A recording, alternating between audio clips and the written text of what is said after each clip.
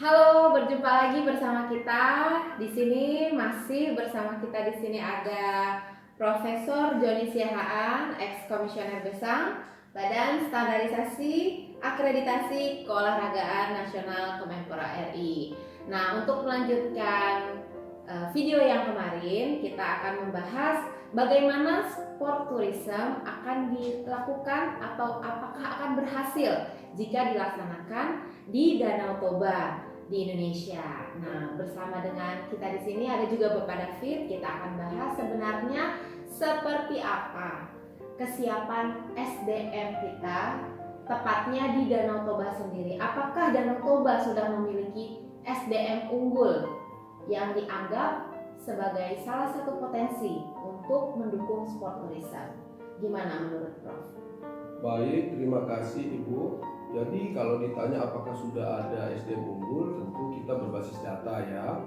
Sampai saat ini kita memang belum mendapatkan data seutuhnya berapa sih sebenarnya SDM unggul kita yang berkaitan dengan pengembangan wisata Danau Toba.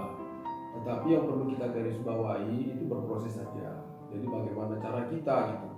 Pentingkah SDM unggul itu menjadi kata kunci sebenarnya. SDM unggul itu memang ya kalau saya katakan itu menjadi berada di garda terdepan kalau kita mau mengembangkan Danau Toba menjadi objek wisata yang sekelas dunia. SDM unggul juga menjadi program prioritas pemerintah.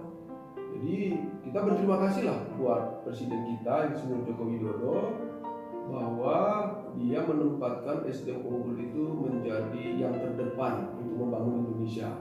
Indonesia Emas tahun 2045 itu harus dibekali SDM yang unggul untuk bisa membangun bangsa ini, termasuk juga mempersiapkan seluruh destinasi wisata yang ada di seluruh Indonesia.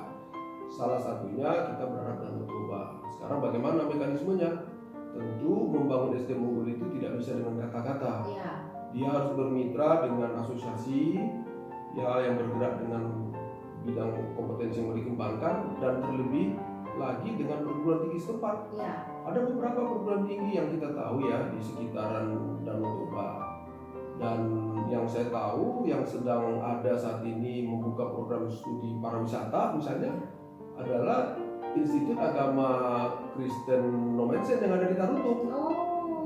Prodi itu, itu sangat besar perannya untuk menciptakan SDM-SDM unggul yang ada di sekitar Danau Toba, terutama SDM unggul di bidang pariwisata. Nanti akan diaturlah bagaimana caranya, mekanismenya seperti apa, ya memang harus didesain, nggak bisa dengan sendirinya. Jadi kita berharap kampus IAKN itu berada di garda terdepan untuk menyiapkan SDM unggul di bidang pariwisata karena ada program studinya.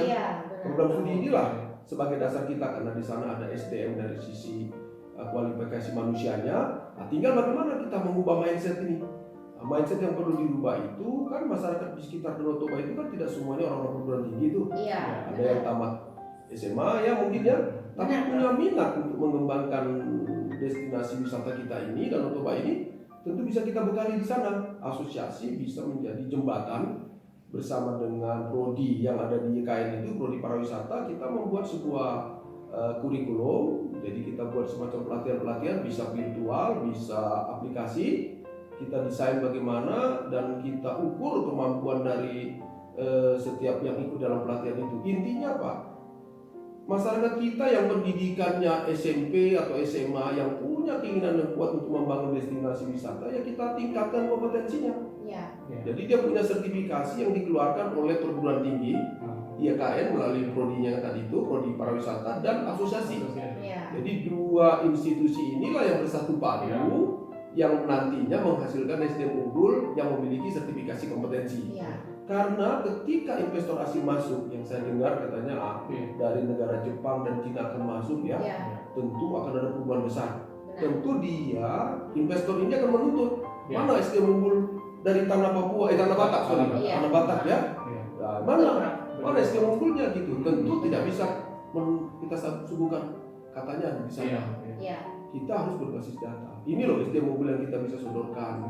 Tentu ada dasar kompetensi lah yang dikeluarkan oleh institusi yang diakui oleh negara yang menjamin bahwa itu yang SDM yang memiliki kompetensi yang terukur.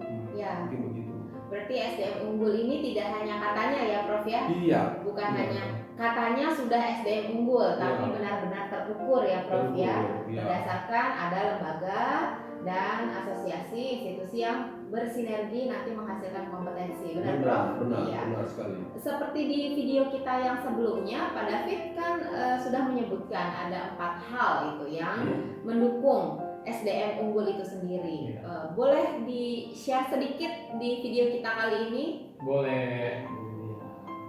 Jadi pembahasannya di video sebelumnya untuk meningkatkan pembahasan kita kali ini tentang SDM unggul, kembali kita berpedoman kepada 4 hal, ya kan? Ya, 4 hal itu saya ulangi kembali. Upgrading skill, ya kan? Upgrading skill itu bicara tentang teknis, ya kan? Bagaimana kita melayani, itu bicara teknis ya. Bicara teknis tentang bagaimana kita men-serve wisatawan dari lokal maupun mancanegara terutama, kan? Yang kedua itu skill, ya kan? Yang kedua itu attitude. Attitude itu pengembangannya itu, implementasinya lah saya katakan itu bagaimana kita tetap keep untuk beauty, keindahan Danau Toba itu harus kita jaga. Bahkan kalau bisa kita tingkatkan sehingga menjadi daya tarik tersendiri bagi yang akan datang, dan untuk yang telah datang pun mempunyai kerinduan untuk kembali lagi ke Danau Toba. Nah, ketika beauty-nya ini kita jaga sebaik-baiknya, ataupun kita bisa tingkatkan ini, otomatis yang telah datang pun berkeinginan kembali untuk menikmati keindahan Danau Toba beserta dengan sport turismenya seperti apa, gitu kan. Itu yang kedua. Yang ketiga ini global knowledge. Nah, saya bahas di sekarang ini. Jadi kita sebagai SDM unggul harus bisa meningkatkan pemahaman kita tentang contohnya culture, ya kan? Global knowledge ini bersinergi bagaimana culture di negara Cina lah, saya bahas gitu kan. Kita bisa googling lah, Cina itu seperti apa sih gitu kan. Terus netizennya itu senang di search tuh seperti apa gitu kan, sehingga goalnya tuh tercapai gitu. Kepuasan akan turis yang datang menikmati keindahan Danau Toba itu achievement gitu kan, tercapai. Kita juga melalui global knowledge kita juga bisa memahami gitu kan gimana turis Jepang gitu kan. Kita men-serve-nya itu melayaninya seperti apa sih gitu kan. Nah, kembali Eropa, kulturnya pasti berbeda lagi dong gitu kan. Eropa ini kita bisa cari tahu kita bisa cari tahu itu sebenarnya kalau saya pribadi itu bisa melalui wadah kompetensi itu, sertifikasi yang berbasis kompetensi itu. Kita bisa mengikuti kompetensi yang diadakan dengan oleh universitas yang bersinergis dengan asosiasi. Asosiasi sport tourism itu sendiri gitu kan. Itu global knowledge itu otomatis kita akan terupgrade sendiri gitu ketika kita mengikuti program-program peningkatan SDM unggul itu sendiri. Itu di 3 yang tadi ya, global knowledge itu.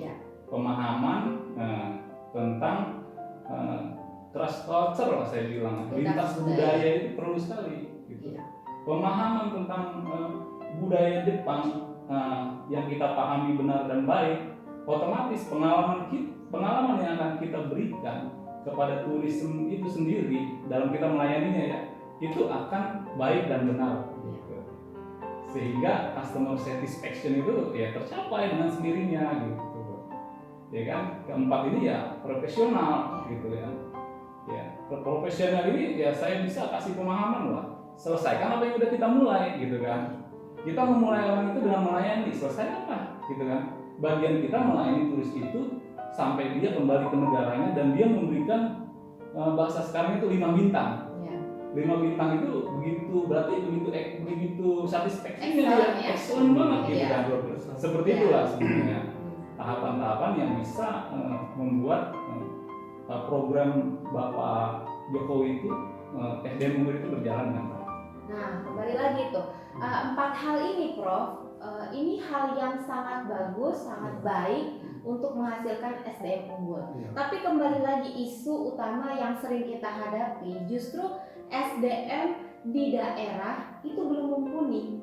Jadi bagaimana Prof? Apakah tamatan SMP, tamatan SMA, apakah sudah bisa dimunculkan sebagai SDM untuk mewujudkan sport tourism? Nah, apa hubungannya nanti bagaimana dengan institut yang ada, mungkin contohnya IAKN itu yang ada di Tarutung, seperti apa kiprahnya menurut Prof untuk mendukung bagaimana bisa mencapai 4 hal tadi yang disampaikan oleh Pak David, apalagi dalam hal profesional. Saya yakin nggak semua orang bisa ada di taraf itu. Gimana Prof? Benar sekali ya, jadi pertanyaan yang sangat bagus ya. Ini memang menjadi tantangan lah, mungkin bukan hanya di Danau Toba, tapi hampir di semua destinasi wisata ini menjadi persoalan ini. Betul, Pak. Yang sebenarnya sih kalau kita mulai benahi pelan-pelan, Betul. itu tidak menjadi masalah. Iya. Kata kunci cuma di SDM kok. 4 hal tadi itu kata kunci di SDM. Iya. Kalau kita mau bicara lintas budaya, kita mau bicara beauty, mau bicara apapun yang terkait dengan pengembangan pariwisata, itu kuncinya SDM. Nah, sekarang menjadi pertanyaan menarik tadi ini. Bagaimana ini siapa-siapa aja yang dimasukkan dalam kategori SDM unggul? Apakah orang-orang yang level sarjana? Ya. Tentu tidak dong. Masyarakat itu ada SMP, ada SMA, ada yang sarjana. Sarjana tentu jadi pemikir lah. Ya. Tapi ketika di level SMP dan SMA, ya mereka sebagai pelaksana teknis. Nah, sekarang bagaimana supaya mereka menjadi SDM unggul? Tadi itu pentingnya ada asosiasi, pentingnya ada prodi pariwisata, dan ini bersinergi. Jadi mereka itu yang tamatan SMP dan SMA yang punya keinginan kuat menjadi tenaga pengembang pariwisata itu dibekali. Dibekali kompetensinya, kemampuannya, kualifikasinya dibekali. Jadi mungkin lewat virtual, lewat aplikasi dan segala macamnya sekarang ini.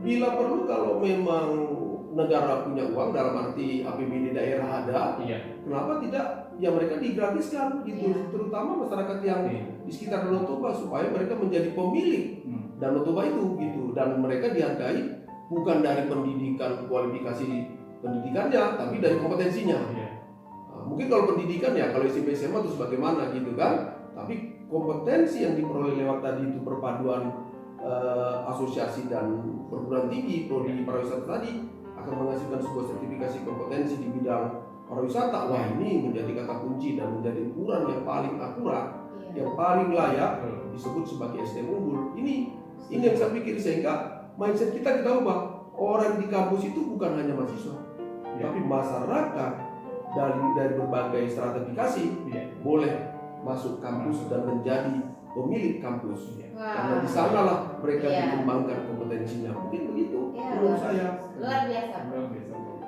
Ya, mudah-mudahan diskusi kita kali ini bisa sangat bermanfaat bagi daerah, nggak hanya di Danau Toba, mungkin daerah lain yang ingin mengembangkan daerahnya menjadi pariwisata ataupun mewujudkan sport tourism di berbagai daerah yang berpotensi. Dan senang sekali hari ini kita bisa tahu bahwa apabila ada asosiasi dari institusi juga universitas setempat untuk mengeluarkan kompetensi ya Prof ya? Iya benar, bersinergi ya, antara perguruan tinggi dan asosiasi bersinergi mengeluarkan sertifikasi kompetensi. Nah, jadi di bidang pariwisata tentunya.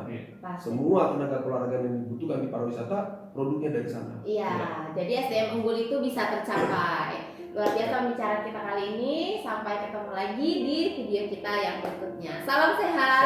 Salam sehat juga, sukses buat Danau Toba. Sukses Danau Toba. Danau Toba.